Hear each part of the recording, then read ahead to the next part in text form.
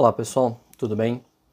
Bom, hoje nós vamos para a nossa sexta aula, o nosso sexto conteúdo dentro da história do direito, e nós vamos falar exatamente sobre o direito medieval.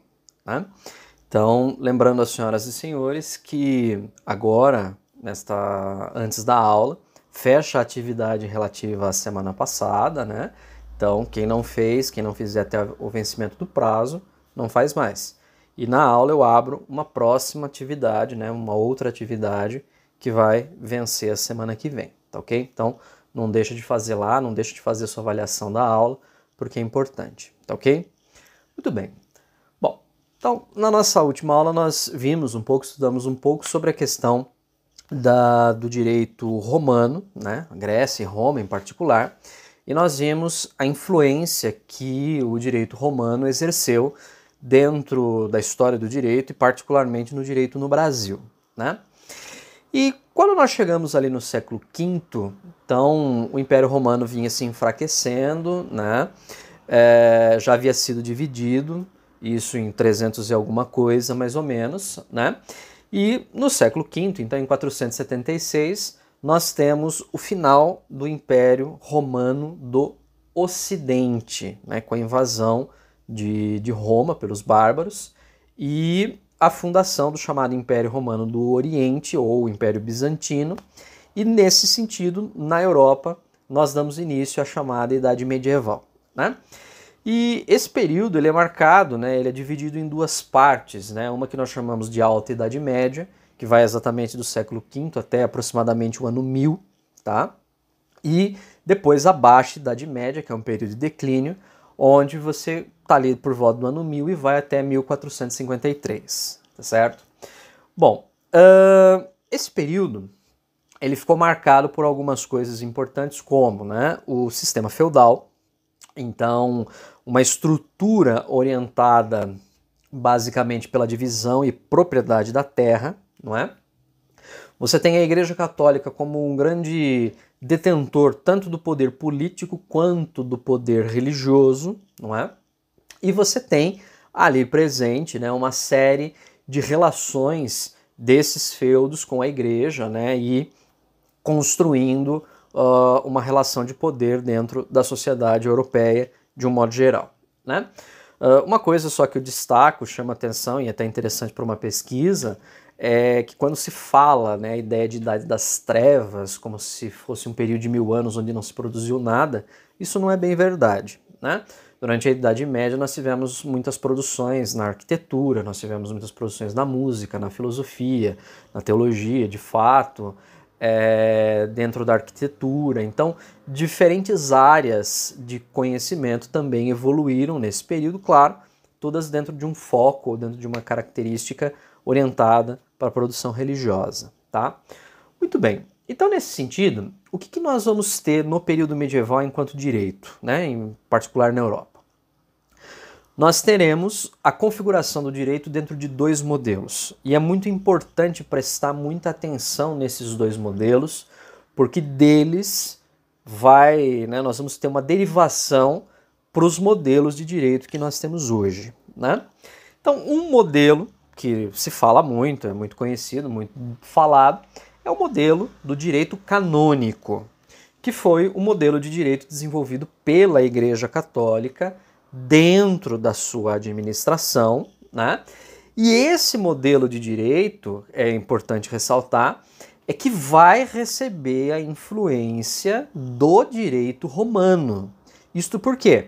Porque a Igreja Católica, né, nos séculos ali subsequentes à figura de Jesus Cristo, tal, né, então o cristianismo vai crescer dentro do Império Romano, né, dentro da região do Império Romano, e exatamente por isso a Igreja Católica ela vai, né, incorporar uma série de elementos, né, das práticas romanas até lá na frente, no século IV, com o imperador Constantino, quando ela se torna de fato religião oficial do Império, né, e daí o termo católico, universal.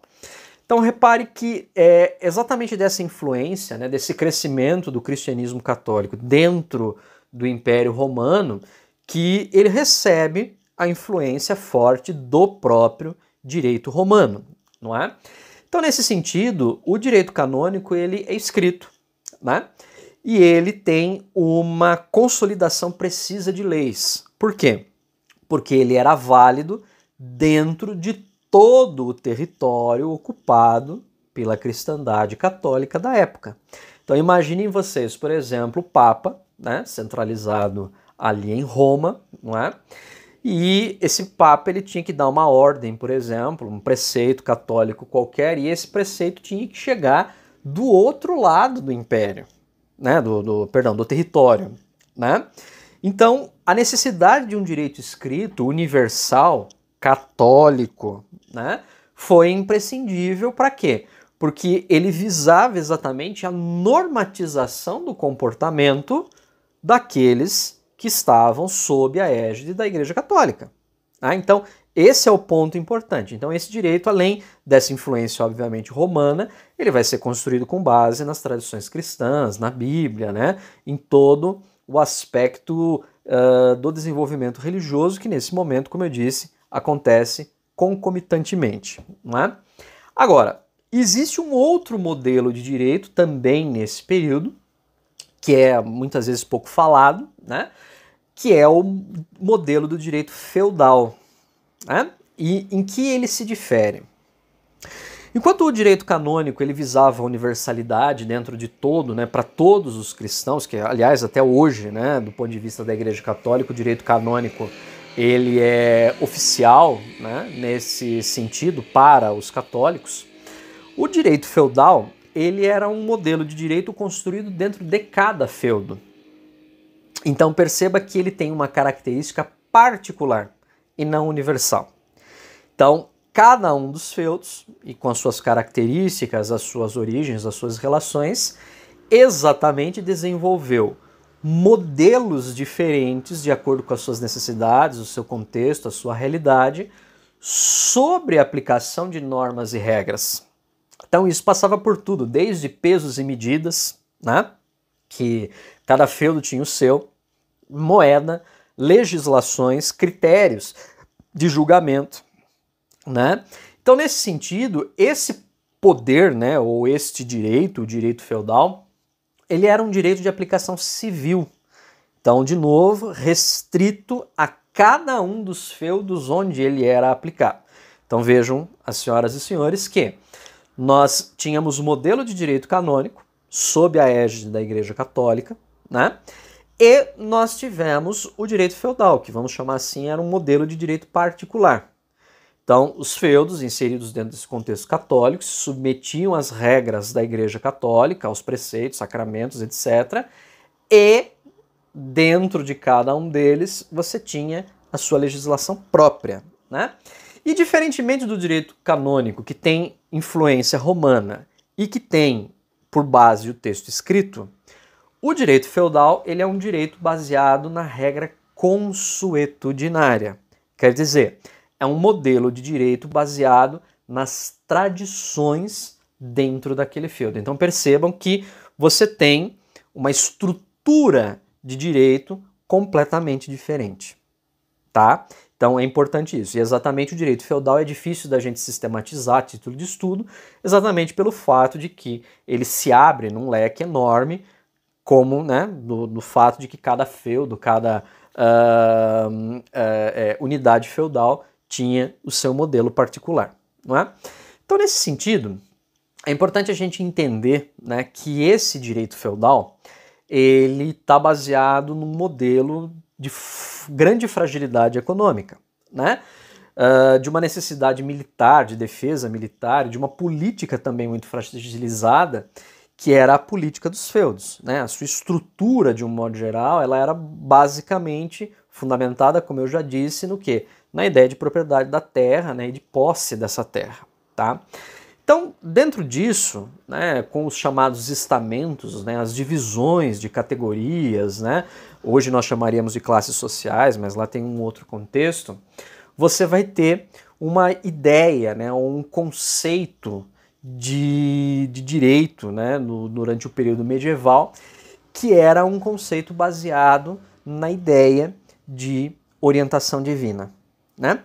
Então tudo o que se fazia ou tudo o que se propunha principalmente do ponto de vista do direito canônico, né, basicamente vinha ou derivava do aspecto da ideia de fazer aquilo para atender à vontade de Deus, né? E qual é o intermediário nisto? A Igreja, né? A Igreja Católica. Muito bem, então, essencialmente esse direito, né, o direito feudal em particular, né, nesse período, ele vai ser um modelo de direito baseado fortemente naquilo que nós chamamos de ordalhos. Eu já expliquei para vocês que quando se tinha, né, no mundo antigo, uma dificuldade para resolver uma situação, saber se a pessoa era culpada ou não, então o que você fazia era tirar sorte de algum modo. E no período medieval a mesma coisa vai acontecer. Então nós encontramos, né, em obras do período, e uma delas, por exemplo, é o chamado Maleus Maleficarum, né, o Martelo das Bruxas, o livro que foi usado pelos inquisitores, né, para julgar se casos de feitiçaria, de bruxaria, etc. E a gente encontra uma regra lá curiosa que é a seguinte, que lá diz assim, vamos supor que uma mulher ela foi acusada de bruxaria, mas ninguém consegue provar. Né? Então tá lá aquela dúvida, não se sabe se de fato isso é verdade ou não. Então os medievais eles acreditavam que as bruxas elas não respiravam, né? Elas não dependiam de respiração. Então uma forma de você identificar se uma mulher é bruxa ou não, por exemplo, era a seguinte: você prendia ela dentro de uma gaiola, né? Suspendia ela sobre um rio e mergulhava. Deixa lá, 1 hora, 2 horas mais ou menos, depois você tira, né? Se a mulher estiver viva, é porque ela é bruxa, né? Quem que vai aguentar ficar 1 hora, 2 horas embaixo d'água, né? Então aí você pega e queima ela na fogueira, né? Agora, caso ela tenha morrido, né? Pode acontecer, então ela não era bruxa.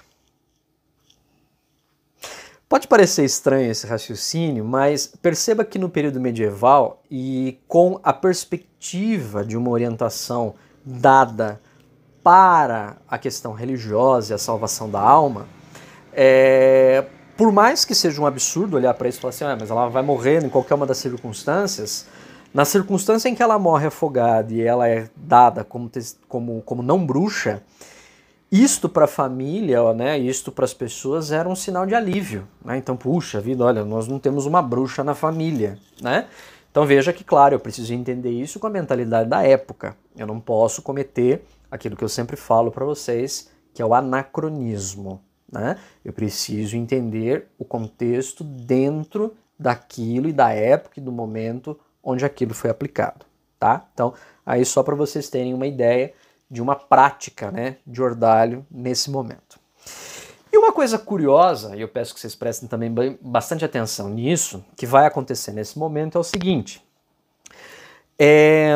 Vocês sabem, né, toda a Europa, nesse contexto do período medieval, né, principalmente ali por volta do século X, século XI, né, a Europa ela está sob o domínio e sob a influência do catolicismo, né? Então o Papa ele se coloca como uma autoridade, né? Então coroava os reis, indicava os feudos. Boa parte do território europeu pertencia ao Papa, né? Os chamados Estados Papais. Curiosamente, uma determinada região do que hoje, né, nós chamamos de Europa, ela vai receber uma influência um pouco diferente disso, que foi qual região? A região que hoje, né, nós chamamos de Grã-Bretanha, a Inglaterra. E por que essa diferença? Porque a Inglaterra, né, dentre outras coisas, ela está destacada do continente, ela é uma ilha. Né? Então, nesse sentido, até por questões de dificuldade de comunicação e etc., a Inglaterra ela desenvolveu, né, a Grã-Bretanha ela desenvolveu uma administração um pouco mais autônoma em relação a outras regiões da Europa, né? Principalmente Espanha, Portugal, França, que, né, sempre tiveram uma forte ligação com a questão católica, a própria Itália e por aí vai. Né? E o que vai acontecer nesse momento? Na Inglaterra, né, na Grã-Bretanha, nós vamos ter um maior desenvolvimento do direito feudal e não do direito canônico. Não que, né, isso não acontecesse lá e não estivesse efetivamente presente, porque a Igreja Católica, né, vai também ter a sua influência até lá na frente a Reforma Protestante, já finzinho do período medieval, né? Então, o que acontece? Na Inglaterra, essencialmente, a estrutura do sistema feudal ela vai ser centralizada na figura de um rei, né? Então ali, principalmente ali 1154, 1189, quando reina o rei Henrique II, você vai ter a consolidação de um sistema que vai ficar conhecido como sistema de common law, né? E qual a principal característica do sistema de common law? Ele é consuetudinário. Exatamente como o regime do direito feudal. Repare, diferente do direito canônico, que era escrito, de origem romana. Então, o porquê o direito de common law surge na Inglaterra? Exatamente por conta desta separação, até por questões geográficas, que a Inglaterra, que a Grã-Bretanha, teve, né, e ainda tem, claro, do ponto de vista do continente europeu. E também curioso a questão. Lá na frente, quando nós vamos ter a Reforma Protestante, né, o rei Henrique VIII, ao separar a Inglaterra, né, e fundar o chamado anglicanismo e tal, nesse momento o que você vai ter? Você vai ter a consolidação efetivamente de um sistema diferente e independente das regras do direito canônico que a Igreja Católica colocava, né? Então é exatamente por isso que o direito inglês, ou o direito de common law, tem uma relação diferente do direito canônico, do direito de origem romana. Por quê? Porque ele está fundado no modelo e nas tradições do direito feudal, que é consuetudinário, quer dizer, é passado, né? Ele tem o aspecto da tradição, né? Da oralidade, e ele não tem necessariamente o texto escrito. E isso permanece dentro, né, do modelo de direito até hoje. Enquanto o nosso modelo de direito, né, romano, tal, né, de origem também católica, etc., ele está muito baseado na ideia de igualdade, né, as pessoas como iguais, o direito inglês, o direito de common law, de origem do direito feudal, ele está muito baseado na ideia de equidade. Tá? Então, essa é a principal diferença, essa é a principal relação que a gente consegue observar aí, né? Então, para a gente falar um pouco mais, né, do ponto de vista do direito canônico, né, nós temos que observar que a essência desse direito, né, que chegou até nós, né, do ponto de vista da nossa tradição jurídica, ela vai se fundamentar no reinado do Papa Gregório VII, isso entre 1073 e 1085, tá? Esse Papa, o Gregório VII, ele está fazendo uma reforma dentro da Igreja Católica, exatamente com o objetivo de romper com a influência política de outros líderes feudais poderosos dentro da Igreja Católica. Então aqui nós estamos falando principalmente da famosa querela das investiduras, né? Aquela ideia de se vender cargos dentro da Igreja Católica. Então uma forma que ele criou de tentar coibir isso da melhor maneira possível foi exatamente instituir regras específicas para a substituição e nomeação de um papa, de um cardeal, de um bispo e por aí vai, né? Então, nesse sentido, uma outra coisa importante, né, se observar dentro desse aspecto do direito canônico é o quê? A instituição, né, de um elemento que começou a ser formulado lá atrás pelos romanos e tal, que é a ideia da teoria de pessoa jurídica, né? Por que eu digo isso? Porque a Igreja Católica, até hoje, ela é formada, né, ela tem, né, a sua lei geral, o catecismo, o código canônico e por aí vai, mas ela tem, por exemplo, aquilo que se chamam congregações, né? Ordem de São Bento, os franciscanos, dominicanos e por aí vai.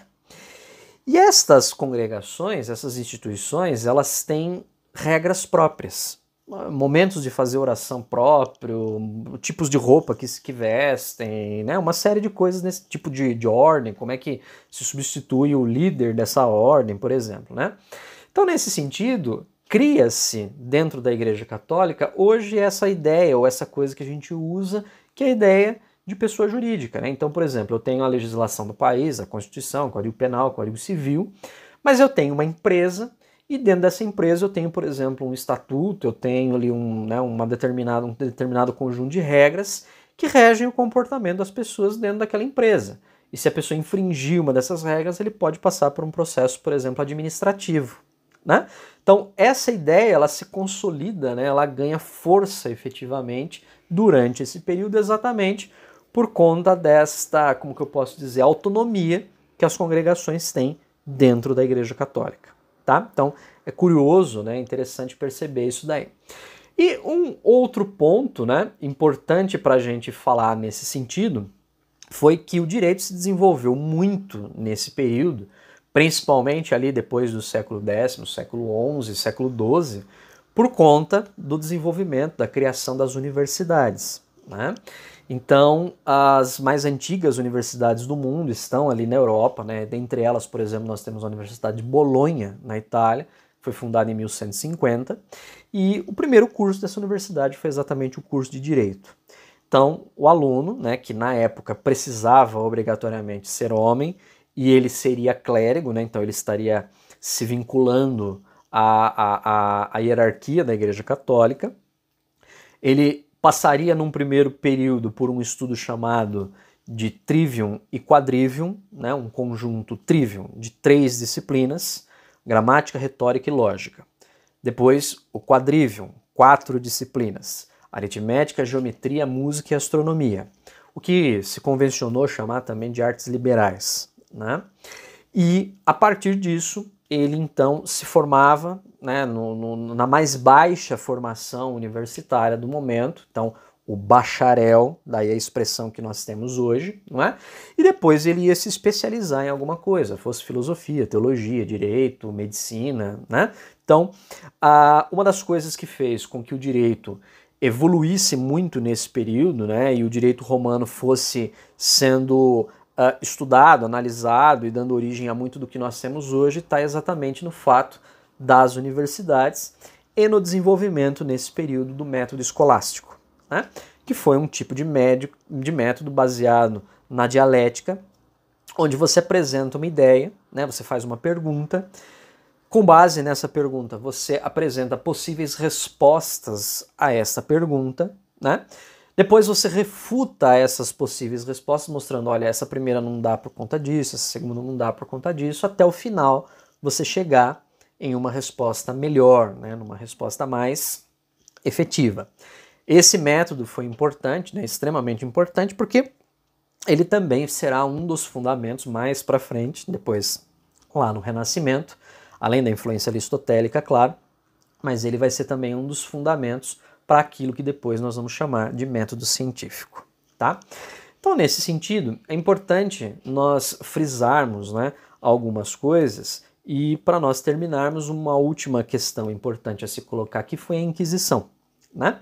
Exatamente por quê? Porque por mais, né, que nós possamos falar sobre problemas, né, questões, de novo, eu não posso entender o pensamento daquela época com a visão que eu tenho hoje, né? Mas uma coisa importantíssima que a Inquisição trouxe do ponto de vista da prática jurídica foi exatamente a ideia do estabelecimento de um investigador oficial, né? O que hoje, por exemplo, a gente poderia chamar talvez de delegado ou, né, os próprios investigadores de polícia, não é? E, além disto, o estabelecimento de um inquérito. E, além do inquérito, a busca por provas, né? Então, reparem que não é muito diferente do que nós fazemos hoje, ainda no chamado direito penal, né? Então, há uma acusação, estabelece-se um acusador oficial, né, um investigador oficial, você vai ter a procura de provas para aquilo, é feito um inquérito, né? E você tem a possibilidade de defesa, né? Você tem a possibilidade de demonstrar que aquilo não é verdadeiro e tal, e aí o julgamento. Claro, né, salvo as devidas proporções de época e contexto, o que eu quero mostrar para vocês é que não é muito diferente do que nós fazemos ainda hoje, tá ok? Então, fica aqui mais uma aula, acompanhe o capítulo do livro que eu vou disponibilizar lá para vocês, né? Não esqueçam de responder a pergunta que eu vou abrir também, né, lá no Classroom sobre a questão aqui do período medieval, tá bom?